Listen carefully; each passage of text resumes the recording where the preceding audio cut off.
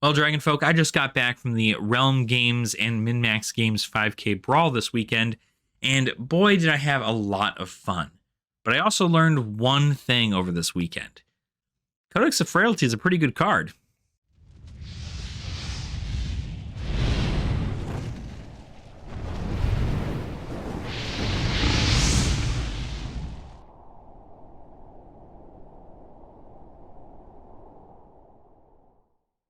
Welcome on in, Dragon Folk. I hope you're all having a fantastic day. I know I am. My name is Alex, and some of you may not be subscribed to the channel. Go ahead and hit that subscribe button down below. We at least have 14.2% of you guys watching these videos subscribed, so please make sure to hit that button. It certainly helps the channel a lot, and if you're looking for more flesh and blood content, you found your guy. But regardless, let's talk about the weekend that was the Chicago 5K Brawl. We had an amazing tournament. There was plenty of diversity in the tournament itself. You saw Riptides and Azuris and Azaleas and Katsus and Phais and Dromais. Dromai was the most represented hero in this format, and none of them made it to top 8. What a concept, right? And that is just because these Rangers and Assassins, and as well as some other heroes that have proved to be very good inside the tournament scene itself, pushed their way to the top 8. We had 2 Azaleas, an Icelander, an Oldhim, a Lexi, a Briar, a Dash, and an Azuri, right? What an insane lineup for this meta. And you'll see that there's a lot of Ranger support in here as well as Assassin, and that is again because the card Codex of Frailty has made a pretty big sweeping move into this current format.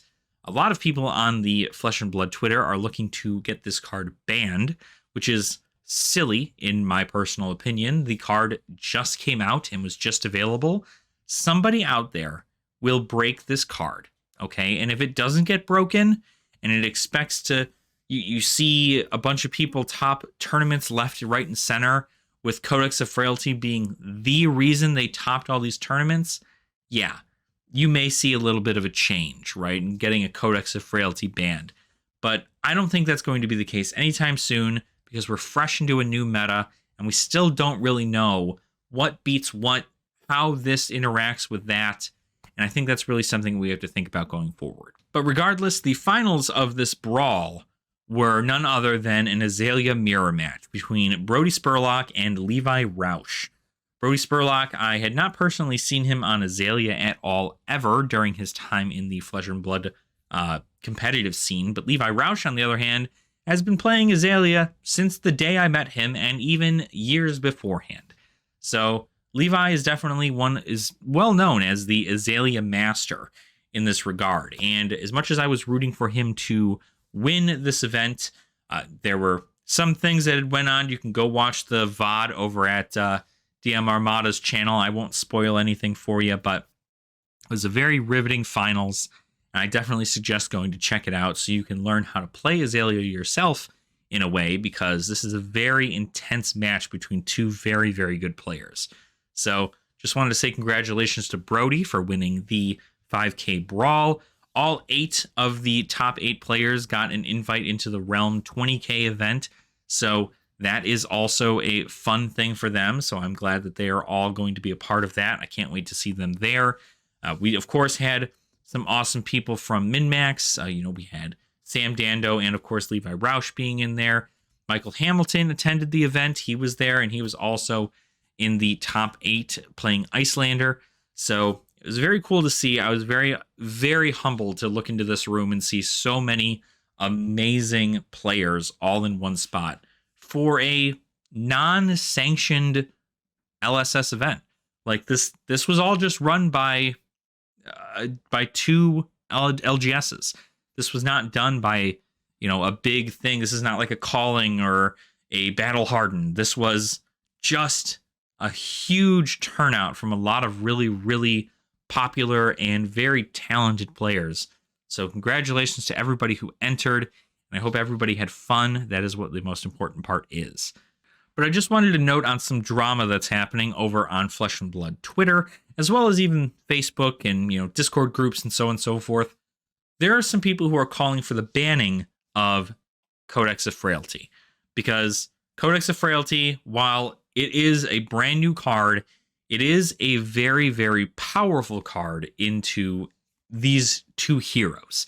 It's an Assassin Ranger hybrid card, so it can be used in either, but its ability provides such utility into both of these classes that in most cases it almost seems unfair.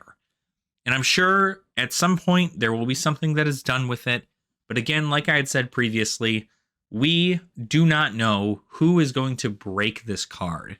Who is going to make sure this card is never seen again? Maybe there's a direct counter to the card that nobody has tried yet. Maybe there's a certain hero that has not seen, some kind of play into these assassins or rangers yet that can counter Codex of Frailty very well. We have literally no idea. All right, so there's no reason to get super upset that this card exists. I know a lot of people who are complaining about it are not really complaining about it, but what they are doing is they're bringing to light the fact that it is a very powerful card. Most of the Rangers who are playing it do feel almost kind of dirty for playing it because it allows them to go for that extra attack. And that sometimes is really, really strong, especially when you need it. So, again, just make sure to take a brief respite. We'll do some more deck teching. We'll see how things go. And over time, we're going to see whether or not Codex of Frailty is as powerful as everyone says it is. Don't get me wrong. I think it's a very powerful card. But I still think it's too early into the meta for us to tell that this is the reason why these heroes are winning. We don't have any other data other than this 5K Brawl, and eventually other Battle Hardens, other Callings, and soon the Pro Tour in Baltimore will tell us what we need to know about Codex of Frailty. So keep your eyes out until then. Make sure to just double check. Do some testing of your own.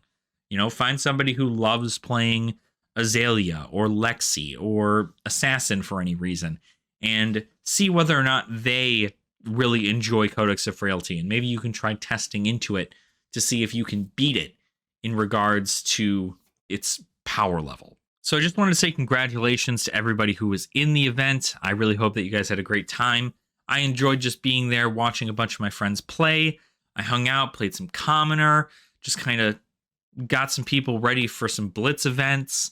Had a lot of my friends from 1LGS as well as MinMax. So it was a great time all around, for just a morning in which I didn't enter into any events.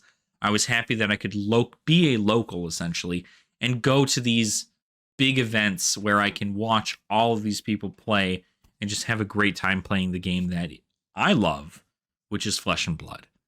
So thank you all so much for watching. If you guys enjoyed this, or maybe you went to the Brawl yourself, let me know in the comments down below. I'd love to talk with all of you. Maybe I had seen you a couple times at the Brawl. I may have missed a couple faces. I know I move around a lot when I'm at these big events. So hopefully, we can meet up at the next one if we have not already.